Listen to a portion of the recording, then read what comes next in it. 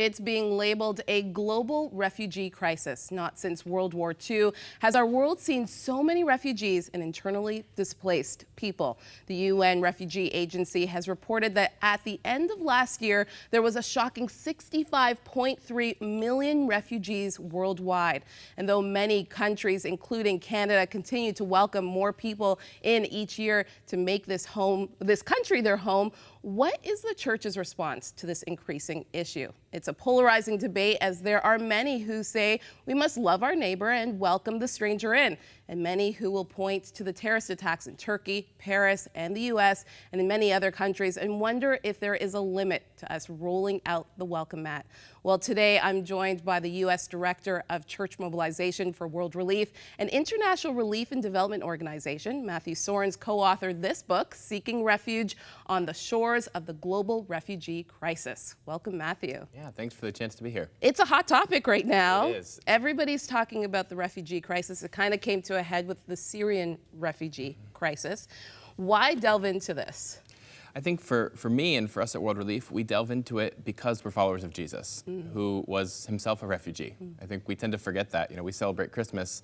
My 3-year-old daughter noticed last Christmas time that our nativity scene doesn't have a King Herod figurine. And I haven't seen one yet that does. We tend to stop the story at the wise men, the Magi, who come to worship Jesus. But if you read in Matthew 2, just as they're leaving, King Herod is on his way, and Joseph is warned in a dream that he needs to get up in the middle of the night and take Mary and Jesus and escape as refugees to Egypt.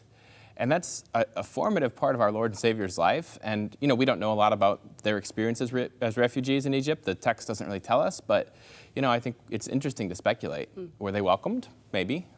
Or did some people say, you know what, Joseph, we've got enough carpenters in Egypt without you stealing a job? Or what kind of diseases does this little kid have? We can only guess. But the person, the God whom we go to worship every Sunday, for those of us who are Christians, was himself a refugee. And I think that is at the core of why we have to be concerned about those who are displaced in our world.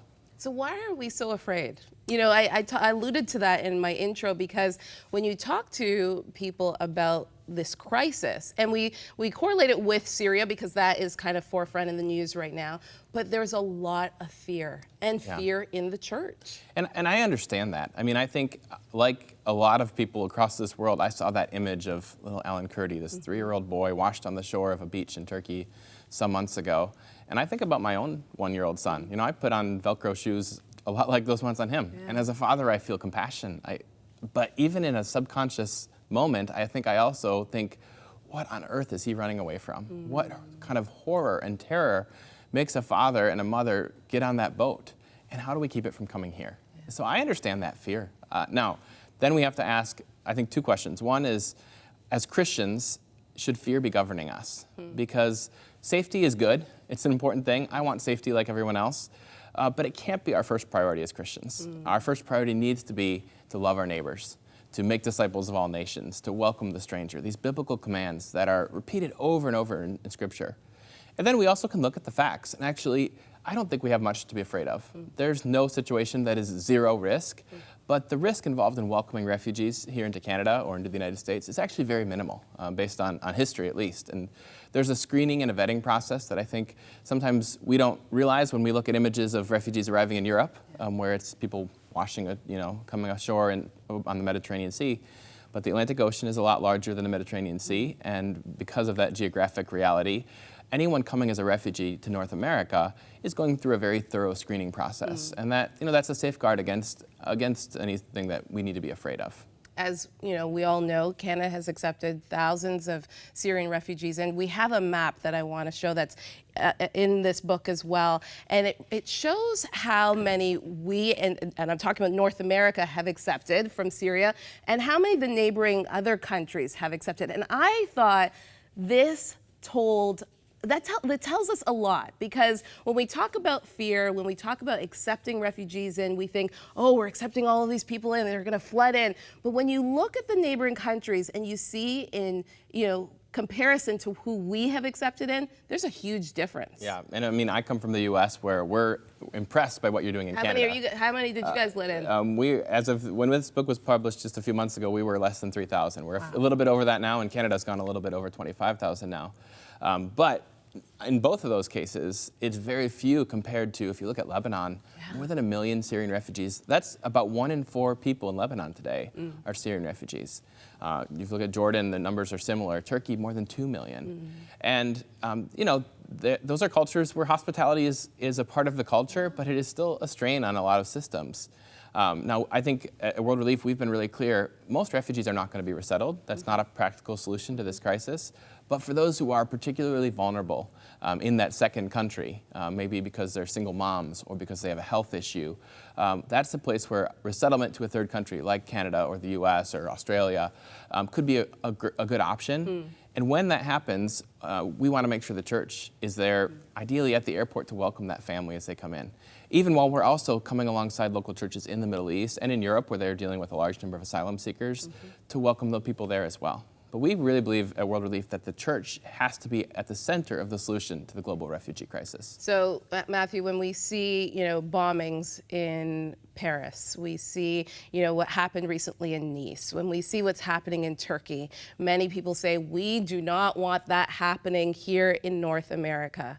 And you say in the book, along with your co-authors, that if we actually delve into this, we would find that refugees are not the ones committing these crimes. Yeah, I mean, at least from the situations you've mentioned, and if you look at in the U.S. where I come from, extremist jihadist terrorist attacks post 9/11, more of them have been committed by U.S. citizens than by non-citizens. And if you look in Europe, it's primarily European nationals as well, which is not to say that we should not have any concerns or be careful, but just keeping out refugees doesn't actually make a lot of sense.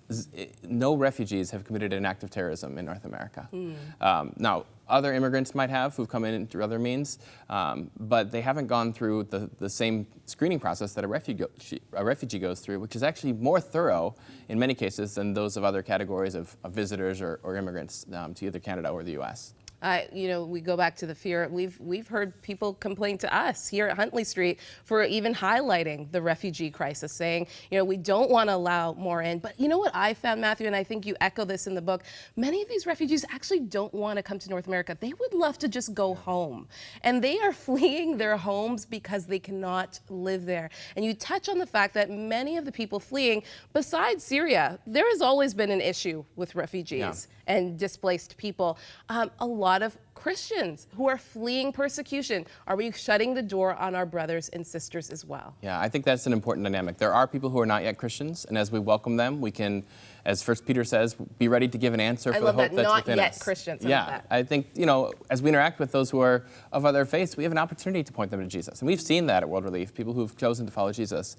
But many of the refugees coming into North America, and again, they're not all coming from the Middle East, they're coming from all different parts of the world, are already believers. And in fact, some of them have gone through persecution precisely because of their insistence on following Jesus. In the neighborhood where I live outside of Chicago, I once had a neighbor come to my door who's a Karen Burmese refugee, an ethnic minority in Burma or Myanmar, who's a follower of Jesus, and she wants to make sure I know who Jesus is. Oh, and frankly, I've got some things to learn about following Jesus from someone who was forced into a jungle because she insists on following Jesus, forced out of her country into a refugee camp where she lived for many years. We don't understand what real persecution is in North America compared to what many of our brothers and sisters have experienced around the world, and we have so much to learn from them.